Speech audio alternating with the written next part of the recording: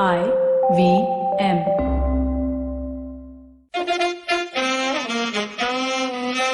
कृपया ध्यान दीजिए, the language used on the podcast may not be fit for consumption. We warn you, tread carefully. But listen yaar, don't be so conservative. Yep, Cyrus says, or cock and bull, or half and half, because this is now a merged show that we are doing out of sheer respect to the government, both Maharashtra and Delhi, which are separate governments and don't like each other. But before I call on Dr. Munjal V. Kapadia, V for victory, who's going to help us not only with his life, but hopefully throw some light on this vaccine. I won't call it controversy, but I think there's a little bit of, we need light to be shown on the vaccine because people are asking all kinds of stupid questions after a while. So that's in a second. First, I just want to mention I'm going next week. I'll be traveling all over. And I'm going to go on a plane for the first time. I'm mortified because being a cowboy and not very fond of the mask culture, I'm told that I'll have to keep the mask on and a face shield. Which, let me tell you, Cyrus Brocha has batted in testing conditions all across India without a helmet or a Rabdi guard. And now I have to wear this bloody mask and on top of that a second face shield and for long hours on a plane. So I'm a little scary. I wanted to ask one question. If we do that, can we remove it in the middle or not? Or we have to stay like that, like knights from a 17th century painting for the entire journey? That's one. And two, I would also like to know if they make us wear those PPT suits, how do you urinate? Because I tend to pee a lot on a flight. I don't know, my anxiety level goes up. Now it'll be even double. So I'm wondering whether I could cut a hole for myself or whether that would be, erroneous and wrong and looked down upon. Come learn and experience the ABCDs of being queer with me, Shanetro. And me, Farhad. On our show, Gay BCD. The two of us take you through our stories and experiences of being gay men in the city of Mumbai and have candid and sometimes downright scandalous conversations about sexuality, gay culture, and everything in between. Catch new episodes of Gay BCD every Tuesday on the IVM Podcast website, app, or wherever you get all your podcasts from. Dr. Munjal Kapadia, who joins us, but I first need to introduce him because he had me on his podcast. What a huge mistake. He had great following till that episode. And then he put me on an episode which nearly cost me my marriage and him his podcast, possibly his marriage as well. Because you know how wives don't understand exactly who you're talking about when it's an audio medium. So let me welcome him with our welcoming smile. Hi. Dr. Munjal, I can see you're in good health. Good. And for a moment, I thought you were on a treadmill. No. Because that looked like handles, like almost like a mini motorbike. but you're not. Hi. How are you doing? No. Good morning, Cyrus. So glad to be on your show. Really. And this is all I'll allow you to talk, because I was hardly given any footage in your show. We'll come to that in a second. I want to just set you up a little bit for a few people who want to know more about you and haven't heard the podcast. Yeah. Dr. Munjal's career is all about running a hospital, but he's also, and let me pronounce this correctly, obstetrician, which is not like half electrician and half fat guy, and a gynecologist, which is fat woman, but in a nice nature way. Yeah. Nothing wrong in being fat when you are carrying a baby. In fact, you're not fat, you look stupid. So that's what you are in terms of academic medical practice, but you're also a bit of an entrepreneur. You run a hospital. So tell us a little bit about that. Let's start with the beginning and then we'll get into this whole vaccine and all, which is going to be a little, I suppose, controversial. So let's go back to the young Mr. Dr. Kapadia. So I was brought up in a doctor family. My grandmother was a gynecologist. Hey, y'all must have did you all play doctor nurse? Yes, very often. Oh. I always played the nurse because I never wanted to be the patient. A nurse with a mustache. But of course, why not? There are so many male nurses in the world. It's a very, profitable thing to do in certain countries. Sorry, huh? So doctor background. Yeah. So my grandmother was a gynecologist, dad's a gynecologist, and we lived in the hospital. I actually come from a beautiful Parsi town called Navsari. Navsari. Gujarati mein Navsari college. Yeah. So I come from a wonderful Parsi town where You have property and all there? Yeah, I live there. Bombay. We just moved to Bombay 5 years ago. Right. We studied in Bombay, etc. My mom's from Bombay. Right. My wife's from Bombay. But originally, our family is from Navsari. Wow. And we lived in our little hospital. My grandmom started it in 1948. One second, in Navsari or this is Navsari? In Navsari. Everything in Navsari. It was like a 4-bedded nursing home. And she was a single mom. My grandfather had passed away due to tetanus a few years ago and she had 4 kids. Sorry. And very, very hardworking lady and a really incredible woman. And she changed the gynac picture of South Gujarat, at least in our area, to a large extent. We used to hear stories. Patients used to tell us, your grandmom used to come to our house to deliver us, and we used to be on the hitchka. All Gujarati homes used to have a little swing. Correct. And she used to make them lie down there, and she used to deliver on the swing. Yeah. No way. Like they would lie in the swing, and then the delivery would happen. Because there was no space. No, in these tiny homes, they were overrun with people. There was no privacy. So she used to... there's a lot of stuff she's done. In cricketing terms, would the child come out outswing or in swing? It depends. We need to see the visual. 1 minute outswing, 1 minute in swing. Yeah, fair enough. Yeah, it's a rhythm method. Oops, ouch. So she was quite the pioneer, is what you're saying. Quite the pioneer and very, very hard worker.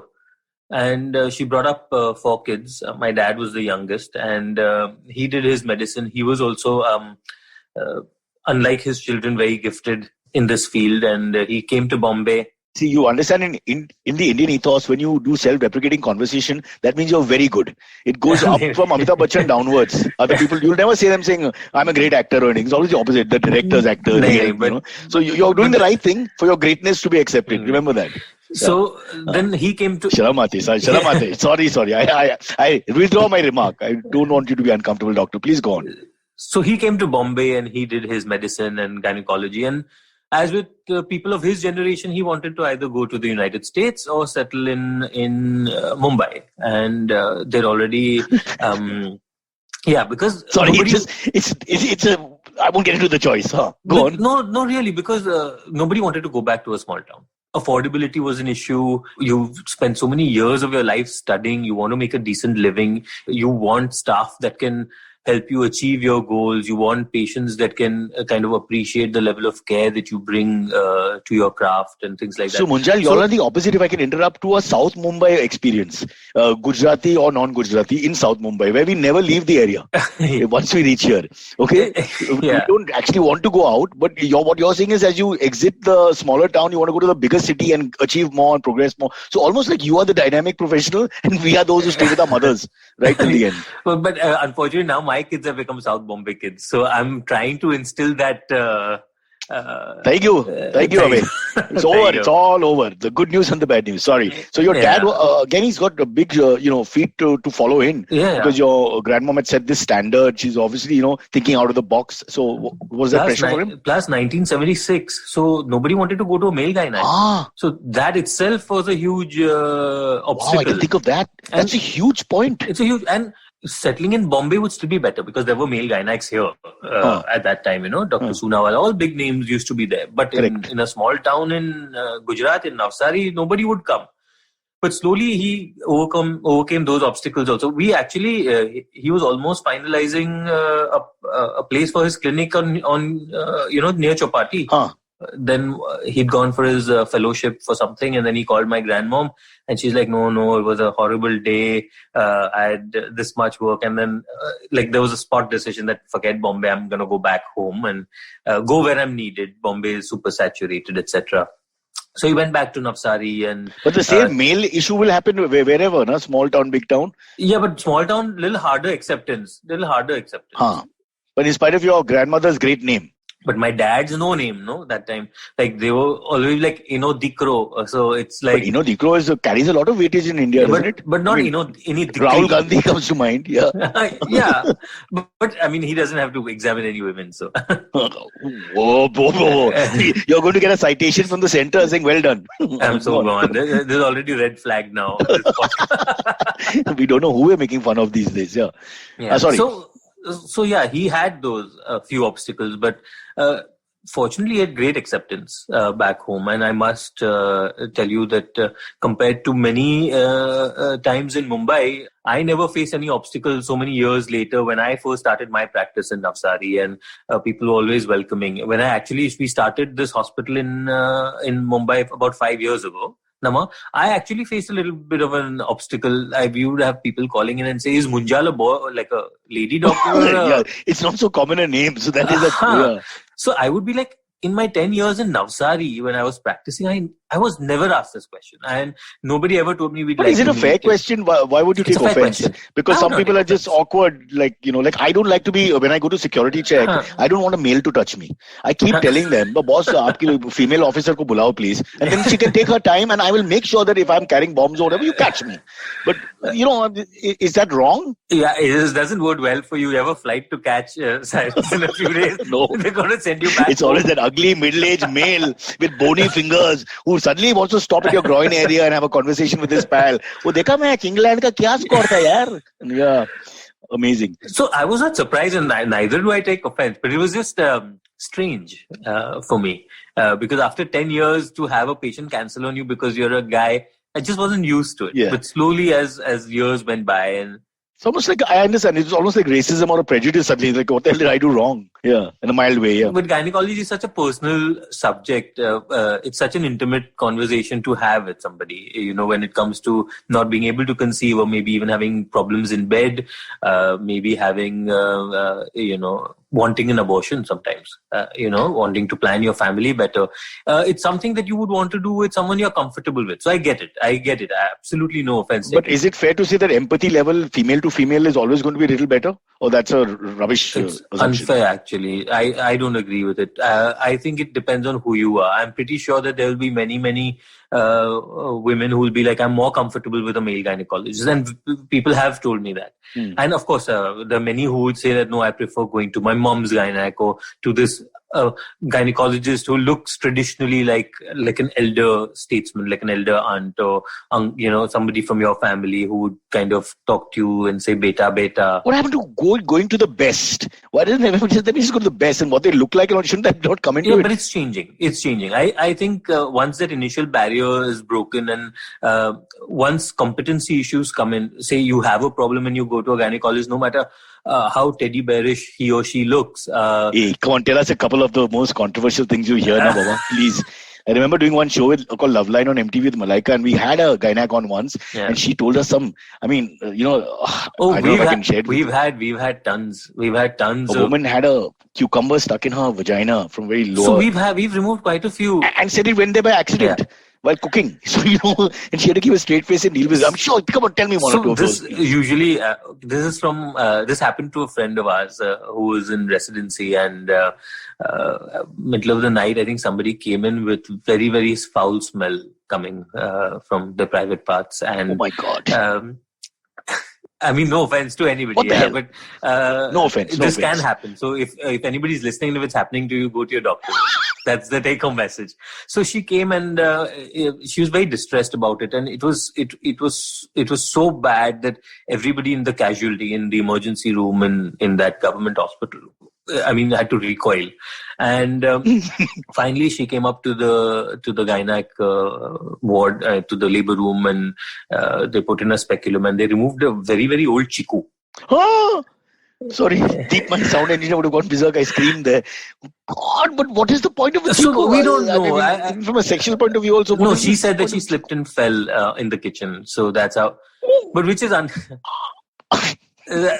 I'm so sorry. But what if it's true? Is it possible? It's not possible. Unlikely. Very, very highly unlikely. So some sort of weird fetish or something that we've not understood. But why weird? No, it's a fetish. It's okay. Yeah, fair enough. No judgment. You're right. You're right. Now, not to judge. No judgment. I mean, we had a great laugh about this when we were medical college students. Of course, I mean, it's human to laugh about it. But was the chiku? Now I've got an idea. Was it edible? Not anymore. I think I figured this out. Not once it was out. But she was okay, right? Nothing She was untoward. fine, just terribly embarrassed. I mean, rightfully so. Anybody would be.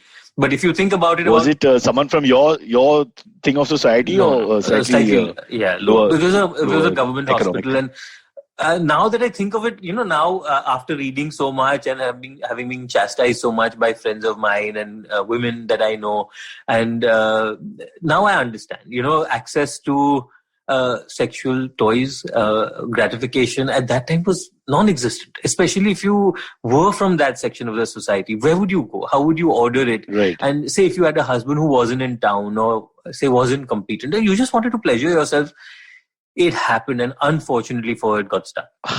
And she had to make this terrible ordeal of having to come to a government college, be in front of all these residents, some of them who would smile. So I can imagine. Maybe 15 years ago, this would be like a conversation you would have and laugh with friends. But now, with better sense having prevailed and having lived a life also of my own, and seeing that shit can happen to anybody. I mean, nonsense can happen to anybody. And nobody in your hospital ate a Chico again. I did for a while. Because that memory was... I can imagine. For a while, but not to make fun of her, but like you said, we're all human beings. We are equally guilty or not guilty if you want to look at it from a moral point of view or not. But what do you tell? Do you try to educate people when this happens in the sense that aage kya hoga? For sure. So there's so many times where there's so much misinformation going around. So when I first joined my dad's practice in Navsari, I was just fresh out of medical college and fresh out of residency and just about learning. Though I was already an MD by that time, I was still learning, the ropes of private practice. And I had a young 16-year-old girl who came in and then she told me, Doc, I have not got my period for a couple of months. So I'm like, okay, are you sexually active? And she's like, yes, I am sexually active. I was like, okay, so we need to do a pregnancy test first to rule that out because no matter how careful you've been, this can still happen. And she's like, no, that's not possible. I'm like, look, I mean, if you've had sex, it's possible. She's saying, Doc, I'm telling you it's not possible. And I'm trying to argue with her saying, look, I know, okay, no matter how careful you've been, just let me do this. Let me be careful, And she's like, Doc, we only have anal sex. Oh, God. Wow, you should do stand-up. And I'm like... And I'm like, what? And she's like, yeah, because I know that way you can never get pregnant. And I'm like, but you do know there are simpler forms of contraception, right? So that's where the patient... And this is an educated, well-bred college-going kid. I mean, about to go to college. 16 or 17 maybe. And this is where the lack of sex education in our country becomes evident. Or this is where doctors... have to step in to make sure that their clinic is a safe space where young kids like this can come in and discuss their options without the fear of, I'll tell your mom or I'll tell your, why is there no guardian with you and this will happen, or scare them, because the hazards of having unprotected anal sex are much more than, anything else that you may end up doing. So these things come into. Could I come when I'm free just to have a conversation about these? Just because I'm a weirdo. Of course. And I want to hear, like a voyeur. I just want to hear your stories. Of course, we've had... I'll pay the rate. I'll pay the normal rate for one hour consultation. We'll record it for you. Cyrus, don't worry. So like that, we had so many, and being a doctor... But you keep a straight face and all, right? When the giggle is coming because you think it's ridiculous, but you have to keep a straight face. You do, because they're very distressed at the other end. So you can, as much as possible. Some of my patients actually nowadays, they're very fun. I mean, they are laughing themselves like, Doc, you won't believe the shit I've got myself into. And then I'll laugh and she'll laugh, and then it kind of breaks the ice and makes it much more comfortable to discuss. They become much more compliant. They become much more honest with what they expect out of life. So things are changing now. People are kind of becoming a little more open when they know they aren't going to be judged for it.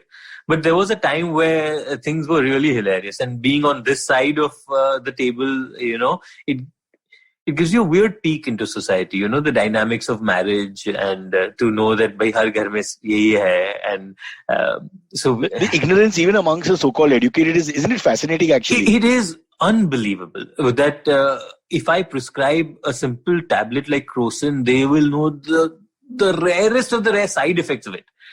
But as something as simple as getting a pap smear, they haven't researched, or they haven't volunteered to come in, or they've self-medicated, or they've just ignored it completely and, kind of popping eye pills like it's contraception. So it but the private area is difficult. That's why it's called the private area. You don't, a headache you can tell everybody about, but you have a Chiku and you're Google is private, no? You use incognito mode or private browsing. Correct. They don't research things that are convenient. They research things when they don't want to do something. I spend 1 hour on Pornhub every day trying to learn more about the anatomy. I'm making progress slowly and surely, one footstep at a time. I don't think your wife believes that, Cyrus. My wife doesn't know and doesn't hear the podcast. My wife has now become ultra conservative. You don't understand. It's almost like she's ruling. ruling party now, Yeah. which he is. Okay, let's quickly get back to your life. I went on track with these stories because they're fascinating and I'd love to hear them. Now you stepped in and you're following in 3 generations of practice, Yeah. and you had your own problems to deal with. But how did you then become a Bombay? How did the whole Bombay Connect happen in the hospital here? So now we're 4 gynacs in the family with my brother and his wife as well, and my wife's a pathologist. So we always were thinking of expanding. And we thought naturally and both our wives and my mom, everybody's from Bombay. So we have a huge Bombay Connect. Like my dad studied here. We all studied here. So although we aren't from here, I mean, we all... Where did you study? Which medical college? Nair. Nair, okay. Yeah. I've been there once, unfortunately, for a person who passed away. Anyway, go on. Yeah. And so there was always this connect with Bombay, but Bombay was too far to kind of make it happen. So we always thought we'll probably end up starting one in Surat or another bigger one in Navsari, etc., etc. And then something just fell into our lap. There's a Shoppers Stop there used to be a standalone Shoppers Stop at Kandivali, bang on SV Road, a wonderful property. And somebody inquired about starting a hospital there. And my mom's side of the family is into construction and hospitality. And so they had leased it out to Shoppers Stop. And so they were like, if somebody's interested in starting a hospital there, why don't you guys come along? And this was just like a little seed that got planted. And my dad and we came over, we saw the property, we just loved it. I mean, it was fantastic. Like there was a crossword on the first floor and huge escalators in the middle. And we were like, this could work. I mean, Bombay is, of course, saturated with doctors. There's a nursing home in every corner. There's an IVF clinic now in every corner. But all the hospitals are the same. The sea of white and blue and smell of alcohol. And horrible. So that smell, I hate that smell. Whatever it is. Is it alcohol or some ether or something? Yeah, it's spirit. It's rubbing alcohol. So why can't they? Because it really turns you off when you come in, even as a visitor. There's no way out of that. No, there is. So if you come to Namma, you won't smell it. So the idea was the only condition that we had was that we'll do the hospital, but we'll do it in a way that's absolutely different. So we designed it like a startup. We said that we want patients to enter here and feel warm and comfortable. So there are no white lights in Namma. There are only amber and warm lights. We don't have those airport-style waiting couches. Those rows of seats with that leather on the back. So you're waiting for your number. And waiting for your number. So we have couches and which face each other. So it's almost like small lounges where people can talk. It's more like a club. I think that's a great idea because many of them are distressed. Sometimes not personally, but indirectly is even worse sometimes because you're hanging around there waiting. And Indians are so social that even if you're in a hospital, they love to chat. So it reduces anxiety levels. They can recommend doctors to each other. I say, "Nahi, Dr. Munjal ke paas mat jana, wo gada hai," types, whatever it is. And we removed all those leather back chairs. We have proper couches. So, older women, like say in 50s or 60s, especially Kandivali is a Gujarati area, they wear saris and come.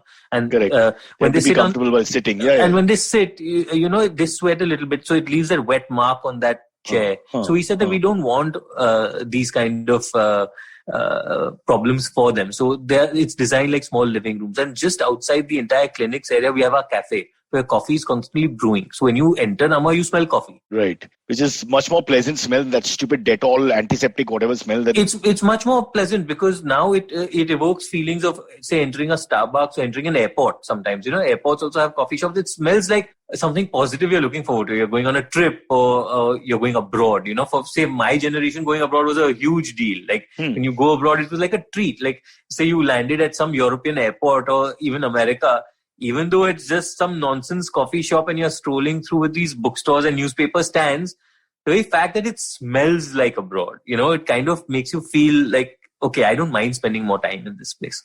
I think this is a very important lesson you're teaching us here, but the importance of smell in ambience. I really think people have not thought it through. And why just have the same structures for 300 years? It's so good that people think a little. We asked everybody that what is the one thing you hate about hospitals? And universally, the number one answer was that I hate the smell of hospitals. Also the pan that you pee in when you're in an invalid situation. Yeah. I find that it spills all over. I usually come up with something little better, which is more like funnel-like. There are funnels now. Now. Yeah, I'm sure you thought of that. No, other people don't think about the level of comfort. I didn't think of it, but it's available, No, but these small things matter. And like you said about the couch, I'm thinking of my own experience. My dad is not well. We've been in and out of hospitals and all that. Very often, you do want to talk. It just takes out the anxiety and nervous tension with your neighbor, because they also have the empathy is lovely. Both are suffering from a problem rather than your friend who's trying to be sincere, but on the phone but failing. So this is a much better experience when Raju and you sit next to each other and discuss the same sort of issues in their elders or whatever. So I think that's huge. And we got such a fantastic architect also that they made me sit down and they made me put my hand on the couch. So I'm average height. I'm not very tall. I'm short, but not that short. I'm Indian short. So they बस इतना complex सी बात नहीं है. नहीं, छोटा. Okay. No, so I put my. You are above 5'3". Yeah. Then you can take all the rides in Disneyland. Remember that? That's it. That's all that matters. That's all that matters. So they took measurements of my elbow and where my arm would be when I sit, because most people are on their phones. And then see, you go to these fancy banks nowadays. They import these fake Italian furniture with the armrests right here, or armrests very low, because it focuses more on design. So it's very uncomfortable. Your shoulder hurts when you're browsing for a long time. You feel good for 2 minutes and then suddenly you're stiff, right? Because you can't browse Instagram, you can't browse Twitter, you can't things use that you your arms. normally do to distract yourself when you are in. This is good for the Delhi teenagers who are misbehaving. You keep them there so they don't touch any girls. That makes sense. Yeah. So small things like that, we put it into everything. People shouted at us for having carpets in our consulting rooms. And they're like, it'll get dirty, things spill, you have to keep cleaning it. And no hospitals have carpets. But we said, okay. That's true.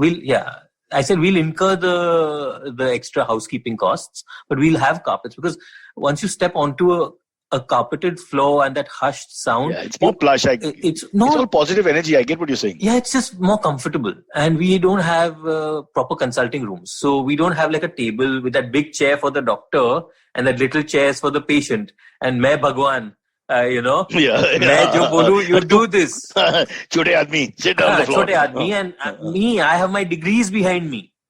Like this whole wall of certificates. So we have nothing of that. So we have a round table. No degrees anywhere on the wall, no certifications, nothing. Egalitarian outlook to everything. And same chairs for everyone. Wow, I must congratulate you.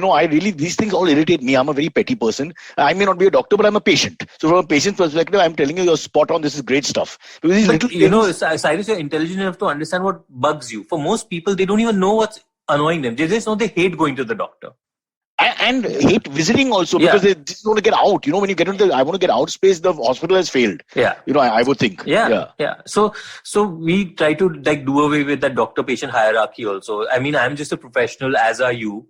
You are good at your craft. I'm good at my craft. I'm providing a service. I'm trying to be empathetic. But that doesn't mean I'm morally superior to you. I'm somehow going to dictate treatment to you. And so that's what we do. You have to have this saying. We have to figure out which language it will suit better. But every person has their own chiku in their privates. That should be the moral of the story. Don't judge. Listen, Munjal, we have to take a quick break because you've spoken so much. It's like a lecture, but it's a wonderful lecture. We come back and talk about the vaccines. This was actually the heart of this whole discussion. Awesome. And then the AMAs with Silvery. So we'll take a break. Cool. And we're back in a second. Hello, everybody. Welcome to another great week on the IVM Podcast Network. If you are not following us on social media, please do. We're IVM Podcast on Twitter, Facebook, and Instagram. I'd like to thank our sponsors this week, Storytel and TheWholeTruthFoods.com. So, great week on the network. Number of really, really interesting shows for you guys to check out. Here are a couple of the ones that I would like to highlight for you. Check out This Round Is On Me. Gauri Devi Dayal talks to her husband Jay Yusuf about mixing business and pleasure. They're the husband and wife business partners at Food Matters Company. Give it a shot. Really fun show. On Nankari, they speak about chaat, the queen of the street foods. A fun episode. They canvass the beauty and romance of street food, its cultural importance in a city, and they also discuss the unfortunate harassment that street vendors sometimes go through. On Paisa Vaisa, we had Madhuchanda. They joined Anupam talking about the budget and the different aspects of it. Storytellers and Storytellers feature Shreyansh Pandey, creator of Gulak, a great conversation and some interesting insights into facilitating and nurturing writers. Do check that out. On Thale Harate, the Kannada podcast, Mansi Prasad spoke to Pawan Srinath about the history and appreciation of Indian music. It's a really interesting conversation. They discuss classical music and how it evolved in India, what are the various musical instruments and how they developed. Really, really fun, interesting stuff. And with that, let me get you back to your show. Follow me at Instagram and Twitter on Board Brocha. I'm so bored. I need your help. I need your love. I need your touch. Okay, just follow me.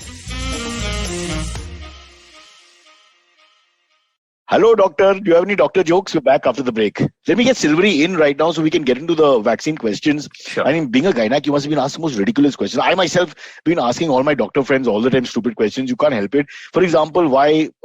I know you can't answer everything, but why 2 jabs? Secondly, what is it? If you're pregnant, can you take the vaccine? We've heard all kinds of points on this. Yeah. So 2 jabs is because the second one is like a booster. It bolsters the immunity and it increases the efficacy of the vaccine. It's not to say that if you took 1 jab and forgot about it and like chickened out for the second jab, you would still have the immunity, but not to the level that is desirable. So the second jab is usually the key. But this is not practiced in any other vaccine. In the old days when we got vaccines as kids, I've never taken a double jab as far as I can remember. You did try this. So DPT is 3 jabs. What is cholera and all? Diphtheria, pertussis, tetanus, 3 jabs. No, so it depends from thing to thing. Polio, so you got multiple. So this is not because they're not sure about the efficacy and hence give a double dose No. thing? So this is one thing I actually want to address. There's so much resistance about the vaccine and quite frankly, it's only because it's come out so quickly that people wanted the vaccine really, really early. Like, we want it now. Isn't it amazing? Now. Yeah, and now this. And as soon as it came, they're like, oh, it's Boss, my mom is giving me trouble. I'm mildly diabetic. I can't take this. I can't take that. I said, Mom, you cannot go on YouTube, on Google and decide on your own that this is what's going to happen to you. No, how they're saying that they are not sure. They haven't done tests. So what do you tell people like that? All the vaccines are good. This is the take-home message. No matter what vaccine you get, everything is good. So there has been majority of the vaccines right now in India is the Covishield vaccine, which is made by Serum Institute. Right. Pava community. Parsi. Yeah. But even the Covaxin one, it's got a lot of hate because it has been slightly rushed out.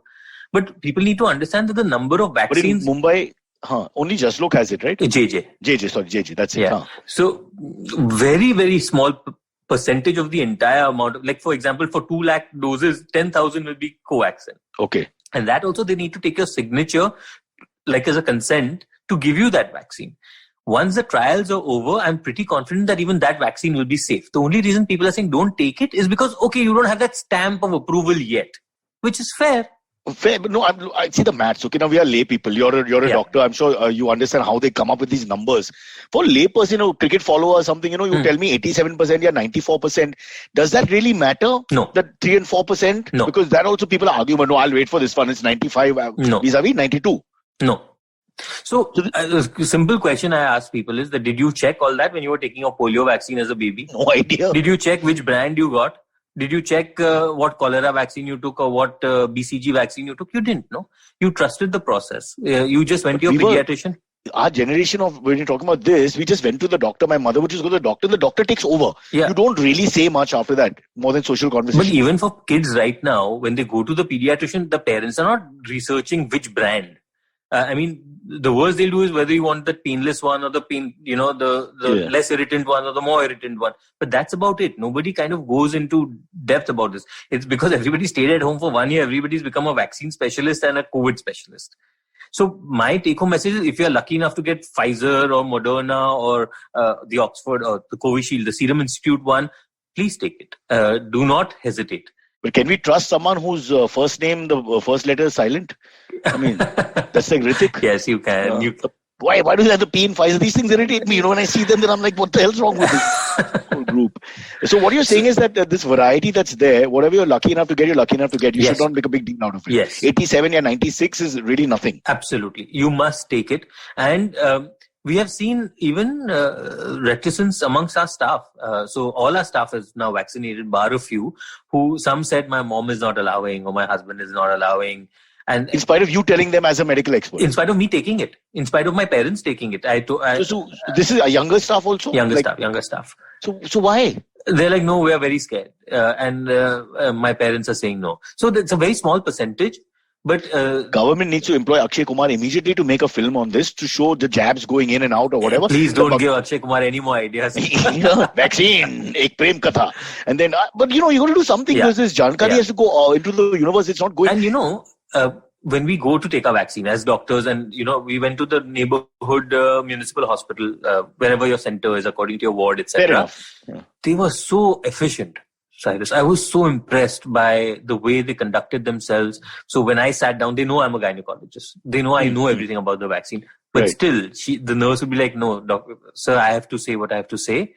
This vaccine will give you a little soreness in your arm. You might have symptoms of fever for 2 days. You can take paracetamol, this. Did you experience anything? Yes, I did. So the first day, nothing.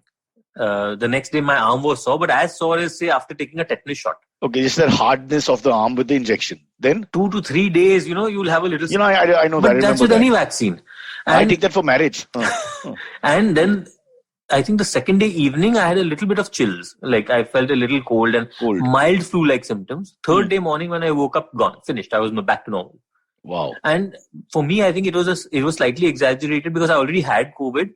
And I checked my antibodies, I already had it. So maybe I don't know. So you had too much of immunity. Maybe. Some people are saying that then you should have lesser symptoms. But there are some people in our staff who got like fever for a day. And but small price to pay if they can go forward without any anxiety. Very small price to pay. And then we have people saying that some people have been paralyzed by the vaccine. Yeah, I mean, say 1 in a million could be, but that's with any vaccine you take. Like when you go on a flight, there's always this theoretical chance that... oh God, I'm flying day after. Yeah, but Let's cut it there. But you still will fly. Go back to the vagina that you were... stories. I think it's a good autobiography for you, huh? The Munjal Kapadia story. Vagina memories. What is this? Vagina dialogue. The vagina dialogue. Yeah. Vagina monologue. The vagina monologue. Vagina monologue. Oh, well, the doctor is keeping pace with modern times. Left, right and center. Listen, so let me get Silvery in. He came and popped out because we've gone way over time. Yeah. We won't get into the AMAs. But Silvery, Silvery, you're 25, right? I'm 28. You're 28. Do you have any questions as a young man to the good doctor? Not about vaginal issues because that's not your business, and stay away from women. I was going to ask about these the different vaccines, but the doctor already said that. I was going to ask for different fruits. In each one, I should have a story. Yeah, no. A lot of people are asking me, can you choose your vaccine? Like, so when you went there, could you say if you're getting Covaxin, the government one? I mean, not the government one, but the Indian researched one. You can't choose. It's what it is. You can choose to decline taking it. What about Sputnik, Putin's one? So even came in, that was the one I was also personally very, very worried about. Worried about. Yeah. But that is also shown because that one kills his allies. so that also has been proven to be safe. And the new J&J one, the Johnson & Johnson one, is also supposed to be like a single dose vaccine, which is also supposed to be very good. So I am very, very bullish on the vaccine, and I have my friends calling me and saying, "Arey, make me also part of your employment in Namaha." So we'll also be.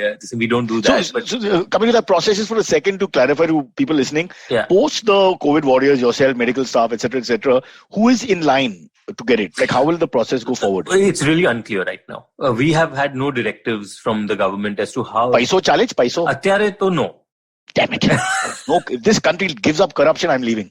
It's really wrong. But the only time I think Paisa is working is people flying to Dubai and taking it, or there's some people are flying abroad. And London also before this second lockdown, people were doing a 5-day package and all. So that I don't recommend also because it's coming here. Yeah. The first, I think, lot of vaccinations is slowly getting over. People are like, oh, but it's so slow. Let me tell you that there is no way you'll ever be satisfied with the pace of any vaccine delivery. Right. The very fact that it's been not even been a year since COVID in India, and I've already been vaccinated. I mean, that is unbelievable. Never before in the history of mankind has such an endeavor been undertaken. Yeah, if you look at it from that perspective, it's super fast. It is incredibly fast and it's incredibly impressive. So it is coming. I think in the next 3 or 4 months, things will start getting rolled out. We have no clarity yet, but I hope that. But can we take it in the ass instead of the, terrible phrase to use. Yeah. Can we put the injection in the bum instead of the shoulder? Because shoulders, like you said, that swelling is so painful, right? No, there's no swelling. But you yourself with the 2 days of that heart pain, you can't sleep on that side, etc., etc. You can't sleep on your butt, no. Then so it's going to happen. No, I think when you take an injection, the bum, it doesn't pain that much, if I remember correctly. No, it does. The only problem with it is it has to be intramuscular. It's called that girl who was practicing a different form of. So it has to be intramuscular. So in the bum, it depends. If you have a lot of fat, it may not get absorbed properly, etc. So the recommendation is the arm. Okay. The recommendation is the arm, and for whatever reason, we've learned that you should follow the recommendations. Silvery, you can't use it on your little Silvery, huh? Whatever happens. Okay, fine. Because your madness to experiment with that has to stop now. The good doctor doesn't judge, but he's here to help. Yeah, little Silvery's out, huh? As a side. But I call that one Big Silvery. Again, look at the turn of phrase. Mr. Big Silvery, he's saying little Silvery is out, as in out, but please pan the camera. Huh? I have a funny vaccination story. Yeah. Dr. KK Agarwal, you've heard of him, I right? saw that. I saw that video. You saw this? Okay, cool. So Dr. KK Agarwal has been going viral because he got a vaccine before his wife. Okay. Without telling her that he was going to go and get the vaccine. So it says Dr. KK Agarwal got the vaccine without his wife. And don't ever pick up your phone while you are live on TV because he's live on TV. He's driving in a car. Can you guys hear? Are you playing it? Yeah. Okay, sorry, I'll start again. Yeah, but this is hilarious. I mean, it comes to naught when you forget domestic rule number 1. That's it. Once you forget domestic rule number 1. Chalo, Hi. Silvery, Okay, yeah, let's go.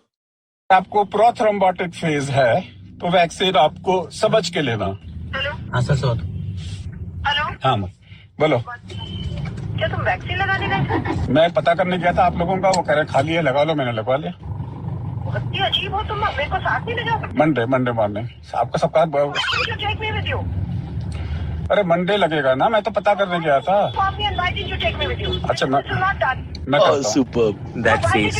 You can't fake that face. पता करने गए थे, इसको सुबह. How he was trying to pull out. This is better than US in Iraq, man. He was trying to pull out like going berserk in that conversation. And, you know, he's my new hero. He's my new hero. He's been given so many lectures on Twitter and everything about COVID.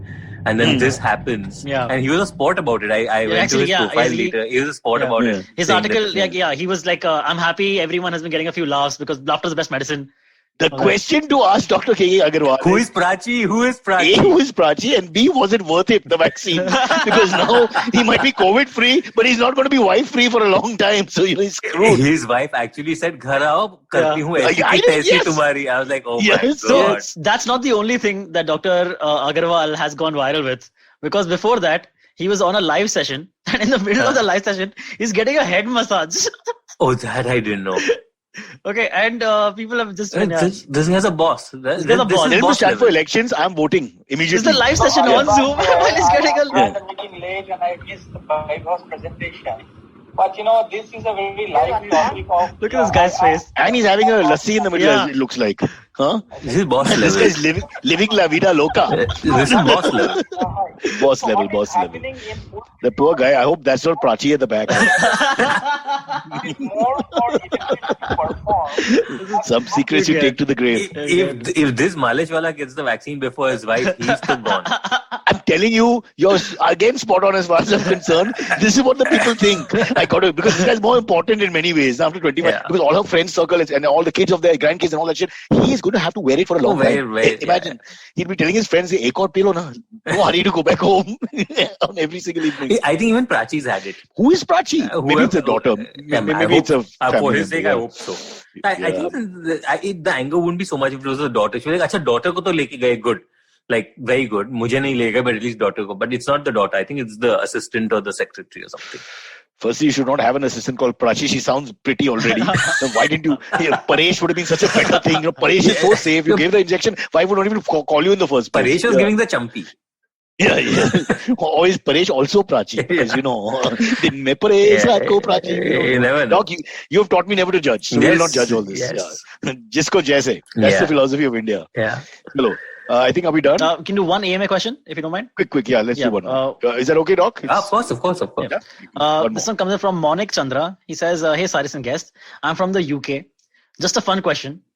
While I respect doctors a lot, wanted to ask, why is it so important for doctors to be so good in their fields? All the doctors I meet / consult with always have certificates on their walls as if they always have to prove that they are qualified. I mean, they don't really have to do that. Is it because there were a few bad eggs maybe at some point in medicine, or is it just general practice to do that?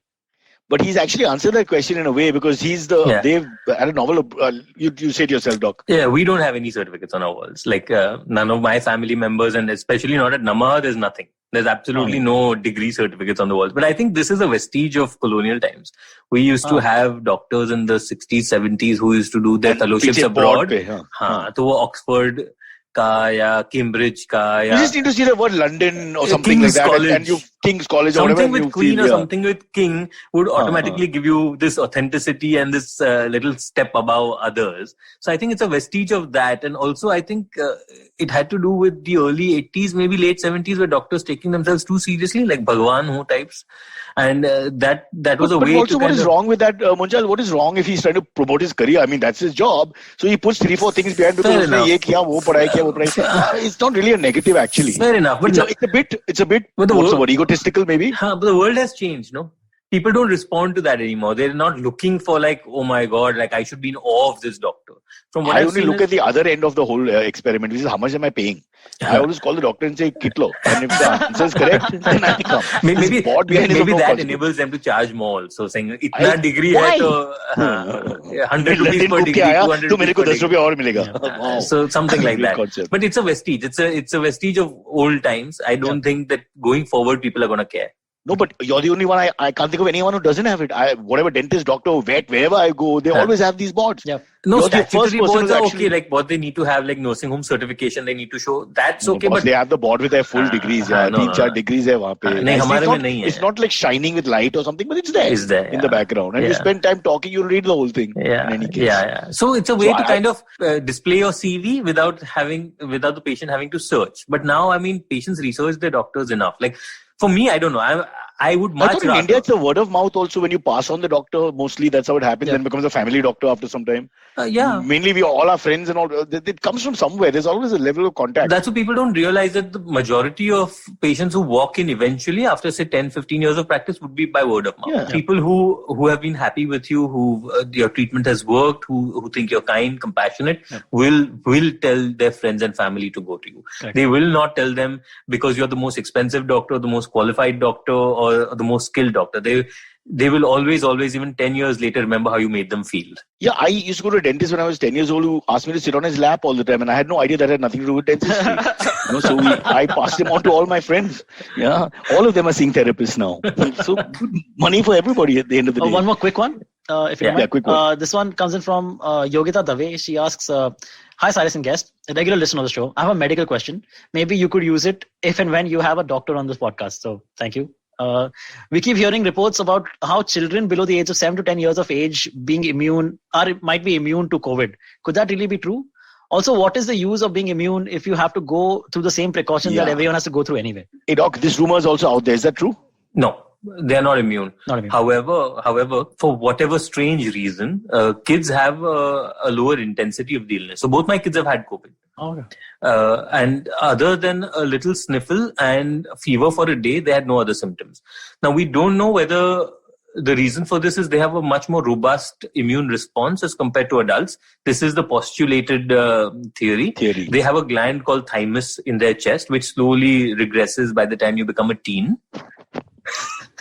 Just checking. Not those glands. Size. I've been called childish all the time, so I'm just checking. So they have it in their chest, and the reason is that they kind of develop antibodies much faster as compared to adults. So that may be the reason why kids have not been on the higher intensity spectrum of COVID. Immature adults will fall into the same category then. Adults with childish, regressive behavior. Yeah, unfortunately, that doesn't work that way. But I wish it did. Then we'd be safe. But yeah. But the second part of the question is actually very important. When they said that, then what's the point of them taking the same precautions? The point is that they need to take precautions not to protect them. Number one, to protect themselves, but to protect those vulnerable in their families. So they will be going home, meeting their parents, their grandparents, their aunts, their uncles. So they can be transmitters of the virus for somebody who's more vulnerable. So hence the precautions. Okay. Oh, well put. Yeah. One last thing as we end the show, we forgot to mention your podcast. Because you talked so much and all your talk was about female genitalia and I was captivated. No, one more thing you asked, but you kind of glossed over. You said, can pregnant women and lactating women take it? Breastfeeding women. So the thing is, right now, it hasn't been tested enough for it. The grand theory is that it's safe, absolutely, because we give flu shots to pregnant women all the time. So nothing really will happen. We have instances of women gynecologists and women doctors who are pregnant in the US who sign a waiver form for any side effects they may occur and they are voluntarily taking the vaccine. In India, they don't allow it. So if you say you are pregnant, you won't get it. But say you've got the vaccine and you conceive the next month, there's absolutely nothing to worry. If you got the COVID vaccine and then you conceive or whatever, have the child also, does the child get the immunity from the We mother? don't know yet, but most likely no. I would like to experiment, take part in that experiment if there's anybody willing to, and then, maybe your lovely hospital without the degrees in the back will look after the children, because, budget is always a constraint for us as we have more and more. But listen, Doc, it's been great. Just quickly, tell us about the podcast. Let's just squeeze that in. So we have a podcast called She Says She's Fine. We discuss women's health. We've done 2 seasons already. The first season is everywhere. It's on Spotify, Apple Podcasts, Google Podcasts, everywhere. The second season was bought over by Audible, and it's only on their platform. If you're an Android user, it's on Audible Suno, and otherwise on iOS devices, it's on Audible. So, Silveri, Munjal's Gujarati acumen came in handy, not in medicine so much, but definitely in his podcast. He's now gone straight to... No, but now that we are going to end up doing season 3, we're going to put it everywhere again, because we want it to be more available. We never did it for the money. Right. We talk about things that are taboo. Slap on my face. It's just like that UP guy who came and whose wife got angry. Yeah, but we want it to be more accessible around the world and, not be locked in regionally. Can I also mention that I listened to some of your podcasts, and there's episode 7 in the first season, which is breathtaking. It's just wonderful. It features, I can't remember the names of the guys. There are 2 guys with you, but just episode 7, please check season the 2, podcast episode out. season 7. It's season 2 episode. fatherhood. Right. Fatherhood. There's one star, I can't remember the name, but there's this big draw. Yeah, it starts with N. That's his name. Once you research it. All right. Listen, so that answers all your questions. Take the vaccine. The doctor says, please take the damn vaccine. Stop arguing. You're lucky enough to get one. Whether it's 84% or 98%, doesn't matter. Take the bloody vaccine. Yes. That's the point he makes. Yes. All right. Cheers, doctor. And we'll go offline for more vaginal diaries. Awesome. No, what is it? Vaginal monologues. Vaginal monologues, yeah. Bye, guys. Bye, Silveri. Okay. Bye, guys. Thanks for having me. Bye. Okay, catch us on any of the podcasting apps, please. We beg you, we need you. Send us your questions on Twitter, on Cyrus Says In. Or you can email us, even if you're not female, on whatcyrussays@gmail.com.